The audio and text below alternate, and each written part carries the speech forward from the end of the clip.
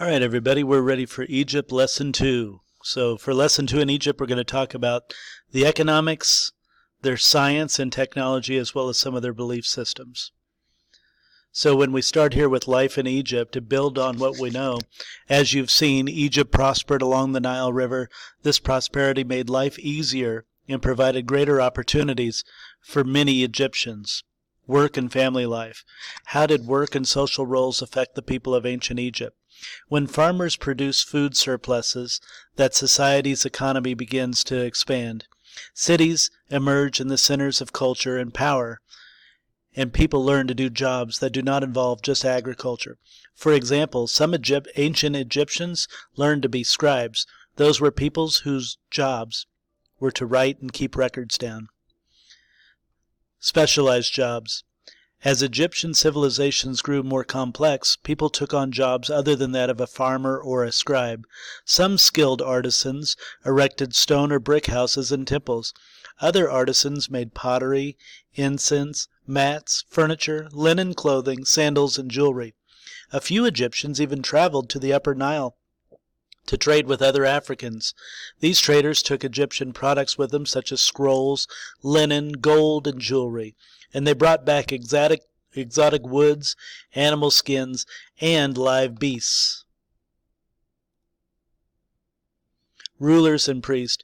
As Egypt grew, so did the need to organize. Egyptians created a government that divided the empire into 42 provinces.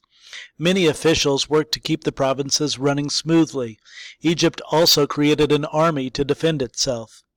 One of the highest jobs in Egypt was to be a priest. The priest followed the formal rituals and took care of the temples. And before entering a temple, a priest had to take a bath and then put on special linen garments and white sandals, and the priest cleaned the sacred statues in the temples, changed their clothes, and even fed them meals. Now here's the hierarchy. If you look in your book, you can see who's at the top. There's pharaohs, then priests, then scribes, craftsmen, farmers, and then laborers and slaves were at the bottom of the social structure. Next page. Together, the priests and the ruler held ceremonies to please the gods. Egyptians believed that if the gods were angry, the Nile River would not flood, and as a result, crops would not grow and people would die. So the ruler and the priest tried hard to keep the gods happy. By doing so, they hoped to maintain the social and political order. Slaves. Slaves were at the bottom of society. In Egypt, people became slaves if they owed a debt, committed a crime, or were captured in war. Egyptian slaves were usually freed after a period of time. One exception was the slaves who had worked in the mines. Many died from the exhausting labor. Life for women. Egypt was one of the best places in the ancient world to be a woman. Unlike other ancient African cultures, the Egyptian society, men and women had fairly equal rights. For example, they could both own and manage their own property. The main job of most women was to care for the children in the home, but some did other jobs too. Some women wove cloth, others worked with their husbands in the fields or the workshops, and some women, such as Queen Tai, even rose to important positions in government.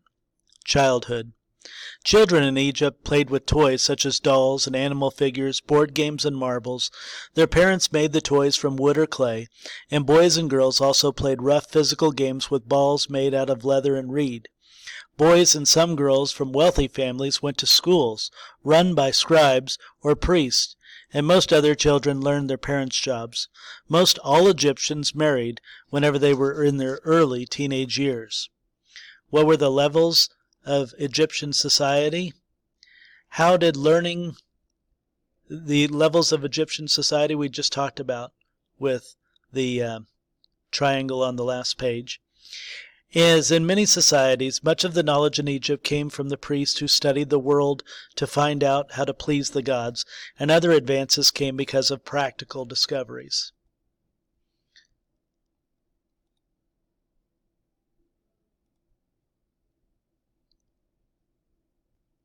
Astronomy. Egyptian priests studied the sky as part of their religion. About 5,000 years ago, they noticed that a star, now called Sirius, appeared shortly before the Nile began to flood. The star returned to the same position in 365 days, and based on that, Egyptians developed the world's first real practical calendar. Geometry. Egyptians developed some of the first geometry. Each year the Nile's floods washed away land boundaries to restore property lines. Surveyors measured the land by using ropes that were knotted at regular intervals. Geometry shapes such as squares and triangles were sacred to the Egyptians. Architects used them in the design for royal temples and monuments. Medicine. Egyptian doctors often prepared dead bodies for burial, so they knew some other parts of the body, the knowledge that helped them provide some of the world's first surgery. Some doctors specialized in medicines made of herbs. Egyptian medicine was far from perfect. Doctors believed that the heart controlled the thought, and the brain circulated the blood, which we now know that's opposite. Some Egyptian treatments would raise eyebrows today. One cure for an upset stomach was to eat a hog's tooth crushed inside of a sugar cake. Hieroglyphics. Hieroglyphs began in 3000 BC when the Egyptians developed a writing system called hieroglyphs. Hieroglyphs are pictures that stand for words or sounds. Early Egyptians created a hieroglyphic system with about 700 characters, and over time the system grew to more than 6,000 symbols. The Egyptians also developed a paper-like material called papyrus from a reed of the same name. Egyptians cut the stems into strips, pressed them, and dried them into sheets that could be rolled into scrolls. Papyrus scrolls were light and easy to carry, and with them Egyptians created some of the first ever books. Here's an example of the hieroglyphs. The ancient Egyptians used hieroglyphs in many ways, shown in this carving from a ruler in the 1900s BC. They could be a simple picture or a writing. For example, a wavy line meant water. Some pictures stood for ideas, like a circle often meant Re, the sun, God. And finally, some signs also came to represent sounds. For example, the signs below represented the name of Cleopatra, a foreign queen who would later rule Egypt. So here's what it looked like.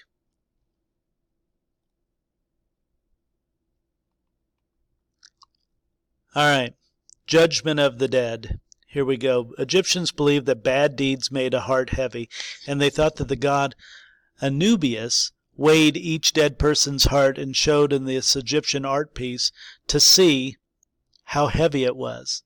If it was lighter than a feather, reward was a happy afterlife, and if the heart was heavier than a feather, he fed it to a monster. Isn't that terrible? Many gods. As you learned in Chapter 3, polytheism is a belief in many gods. Egyptians worshipped gods that were related to the afterlife as part of their nature, such as the sun, the river, the plant life. Some of the most important gods included Re, the sun god, Orius, the god who judged Egyptians after death, Isis, the fertility goddess, and Anubius, the god of the dead. Making of mummies. Egyptians thought that they would need their bodies in the afterlife, so they embalmed dead people. Embalm means to preserve a body after death. First, the embalmers removed all the organs except for the heart, and next they filled the body with a mixture of salt and herbs to create a mummy. A mummy is a body that has been dried so it won't decay. When dry, the body was wrapped in hundreds of yards of linen strips, and the whole process of embalming and wrapping took 70 days. Embalming was expensive, and not everyone could afford it. The mummy was placed in a coffin inside of a tomb, and the tomb was also held everyday objects like furniture and food. Scenes from a person's life would be painted on the walls, and the Egyptians expected these pictures to become real, so the dead person could use them in the afterlife. So in summary, the Egyptians were the first to have a calendar that really worked. They did geometry out of their two sacred shapes, which were square and triangle. They had some medical knowledge, except they were confused that the heart and the brain, they had those two backward. And they were able to write in hieroglyphs. They had a complex society with specialized jobs, and the women and slaves lived better there than in any other ancient land.